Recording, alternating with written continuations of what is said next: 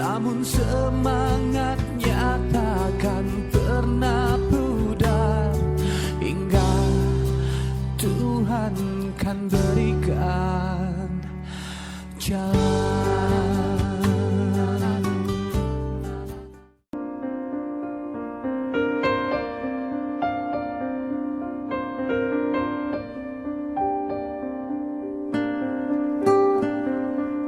Bambu merupakan tanaman dengan beragam manfaat.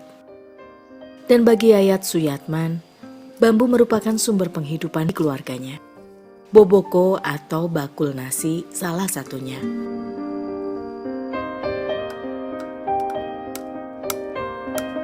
Ya, di desa Tanjung Barang, Kecamatan Cikatomas, Kabupaten Tasikmalaya tempatnya tinggal, bambu memang masih banyak yang tumbuh liar. Sebagai orang tak punya, Yayat merasa beruntung masih dapat memanfaatkan bambu tanpa harus mengeluarkan modal. Meski untuk mendapatkannya, ia memang harus berjalan kaki dulu selama 1 jam. Kalau awi luar kalau pilihan anu lantas peranjang terus menang selonyer bawa ke imah. Secara fisik, Yayat memang tak tampak berbeda dari orang kebanyakan. Namun sejak usia 10 tahun, ia harus berpasrah diri saat indera pendengarannya berangsur tak berfungsi. Hingga kini pun dirinya hanya dapat menduga-duga perihal sebab musabab hilangnya fungsi indera pendengarannya itu. Agar hulu tiluhur teh tuh bisa kan repeh aja jadi nggak cirik-cik tiluhur teh bukan naon gitu asa manika walungan kasupan cai gitu. Menyandang kekurangan fisik tak lantas membuat Yayat putus asa. Terutama sejak ia membangun rumah tangga dengan Ningsih, perempuan yang kini menjadi ibu bagi ke-6 anaknya. Dengan rasa tanggung jawab selaku kepala keluarga, Yayat pun terus berjuang mencukupi segenap kebutuhan istri dan anak-anaknya. Nya pokok hihit, hiru, asupan, ayakan. Tahap awal dalam membuat boboko adalah mengukur dan memotong bambu tanpa menyertakan bagian ruasnya. Selanjutnya, bambu dibelah menjadi bilah selebar 1 cm. Untuk membuat boboko sebenarnya lebar bambu yang diperlukan adalah 0,5 cm. Namun Yayat sengaja membelahnya dengan ukuran lebih lebar karena nantinya ia akan membuat beberapa macam jenis produk dari anyaman bambu. Agar mudah dianyam, bilah bambu kemudian dibelah lagi menjadi lembaran tipis.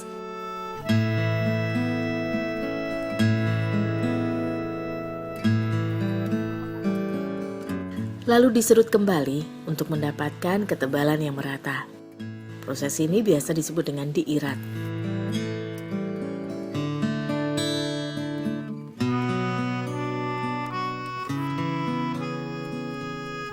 Setelah mendapatkan lembaran bambu yang halus, langkah selanjutnya adalah mengeringkannya di bawah sinar matahari.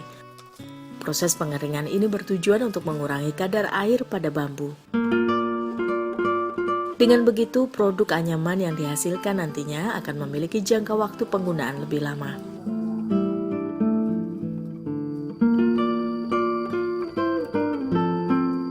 Dalam mengerjakan anyaman, Yayat biasa dibantu sang istri. Ya, belitan ekonomilah yang memaksa Ningsih harus turut membantu suaminya menggarap anyaman di sela-sela tugas utamanya mengurus pekerjaan rumah tangga.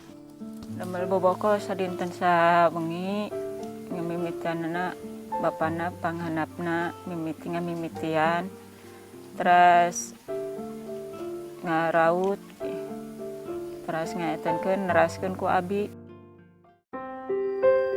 Meski tampak sederhana, menganyam memerlukan ketelitian dan konsentrasi tinggi agar polanya dapat terjalin dengan baik dan hasilnya menjadi rapih. Ironisnya, penghasilan dari membuat anyaman bambu ini justru tak seberapa. Selain bahan baku yang terkadang sulit untuk didapat, Yayat dan Ningsih juga kesulitan untuk memasarkan produk buatan mereka. Yayat sempat mencoba menjualnya dengan cara berkeliling kampung. Namun lantaran pendengaran yang terbatas, tak banyak rupiah yang dihasilkan.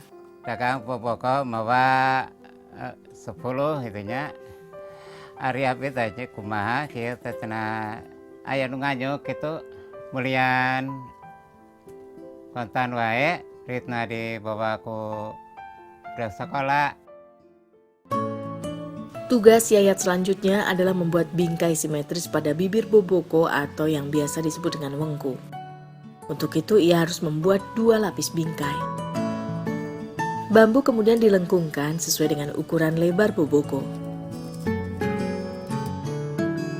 Sifat bambu yang lentur mengharuskan Yayat menggunakan bantuan tali untuk menahan lengkungan agar stabil dan tidak lepas. Proses serupa juga dilakukan terhadap bambu bagian luar.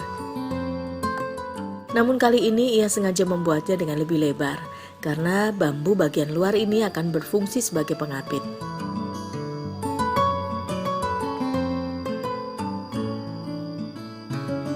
Setelah bagian-bagian untuk membuat bingkai siap, Yayat mulai memasangkannya pada boboko.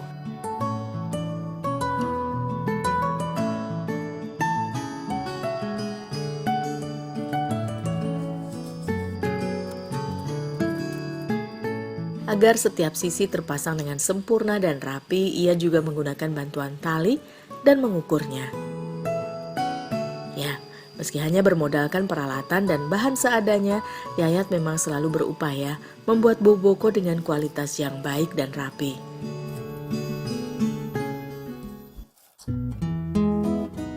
Proses selanjutnya adalah merapikan sisa anyaman pada bagian ujung.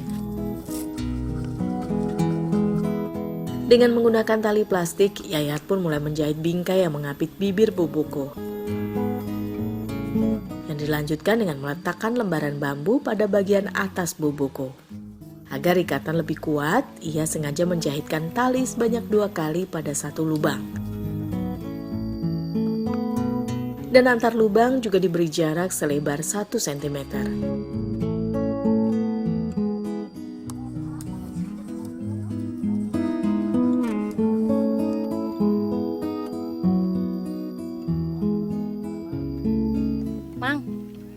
Mang, ngomean boboko sabaraha? Wah, 10 ribuan. Ya cisna diantosnya. Cerita hawas, tapi tina wawas saya tanana paju kanana itu. Menganyam memang merupakan tugas sang istri. Namun Yayatlah yang harus melakukan miritan atau tahapan awal menganyam untuk menghasilkan dasaran boboko. Biasanya pola pada dasaran boboko ini menggunakan motif yang lebih rapat, seperti sasak ganda atau kepang. Hal ini bertujuan agar suhu hangat atau panas pada nasi tidak mudah hilang. Ya, kita ngajual boboko, butuh duit, udah sekolah, ini prakterik di jalan, terbuka duit. Di pasian ku abi itu aja duit teh. Di era modern ini masyarakat memang lebih condong menyukai perabotan berbahan dasar plastik. Inilah salah satu faktor penyebab berkurangnya pelanggan yang datang untuk memesan boboko atau perabotan anyaman bambu lainnya. Sudah sejak beberapa tahun terakhir, pelanggan boboko buatan Yayat dan Ningsih ini hanyalah para tetangga di sekitar rumah. Di jalan mah aya nu milari we nu pesen gitu. Di mana kayak nu milari, nu perjogi di sana ka dieu. Beruntungnya, meski menyandang kekurangan, Yayat masih dikaruniai keterampilan lain. Saya anggaskan, ya telepon ngarekomen TV. Eta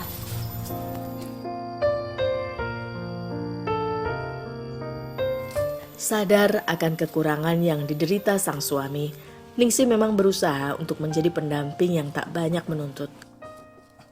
Ia selalu mendukung setiap langkah yang Yayat tempuh dalam memperjuangkan hidup.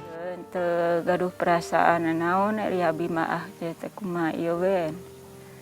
Kumaha manehanana ngebiayaan anak kuateunana gitu. Jadi abi mah teu ieu. Ngan abi sok ngiring ieu gitu ngabantosan.